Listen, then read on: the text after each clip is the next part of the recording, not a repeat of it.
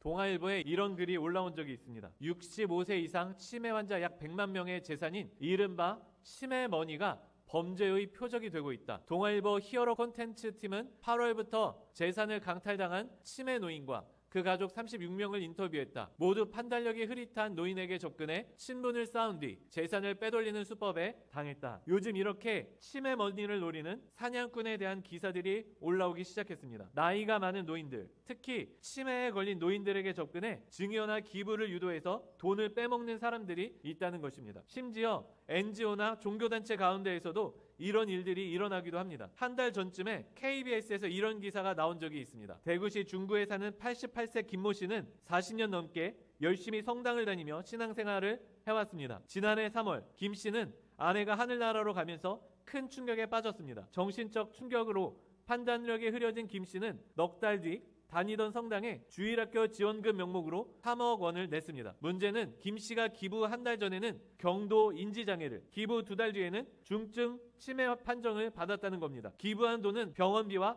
생활비 등을 포함해 거의 전 재산이나 마찬가지였습니다. 김 씨의 딸은 지난해 여름부터 아버지가 대소변을 못 가리는 등 이미 인지 능력이 크게 저하되어 있던 상황이라고 주장합니다. 결국 김 씨와 김 씨 가족은 천주교 대구대교구 측에 낸 기부금 3억 원 가운데 병원비라도 충당하기 위해 일부라도 돌려달라 요청했지만 거부당했고 결국 기부금 반환 소송을 제기했습니다. 물론 나이가 들어서 기부할 수 있습니다. 문제는 기부하고 싶은 마음이 없는데 치매 상태를 이용하여 돈을 빼먹는 사람들입니다. 작년 초 우리 교회에도 참으로 뜻깊은 제안이 하나 들어왔습니다. 어떤 분이 자기가 소유한 대략 2억 원 상당의 건물을 교회에 기증하겠다고 하신 것입니다. 그런데 얼마 지나지 않아 그분의 자녀로부터 연락이 왔습니다. 아버지가 자녀들 의견을 듣지도 않고 기증했다며 기증 취소를 할 수 있냐는 것입니다. 그리고는 혹시 교회에 불편이나 손해가 된다면 그에 따른 비용은 본인이 부담하겠다고까지